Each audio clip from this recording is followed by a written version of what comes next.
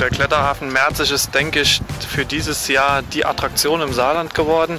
Wir haben den größten freistehenden Kletterpark Europas gebaut, der einfach unheimlich viel Spaß macht.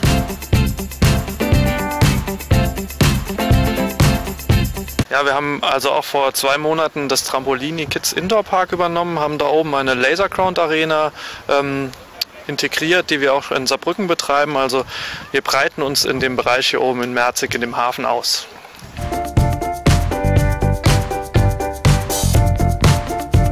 Ja, eine ganz neue Attraktion für Merzig, wo wir Sportler natürlich unglaublich froh sind, sowas vor Ort zu haben. Wir haben jetzt heute schon eine erste Kooperation vereinbart, und zwar bei der ersten Sport- und Ferienfreizeit hier in Merzig wird der Kletterhafen uns unterstützen. Wir werden mit den Kindern, die am Camp teilnehmen, hier auch einen Nachmittag im Kletterhafen verbringen.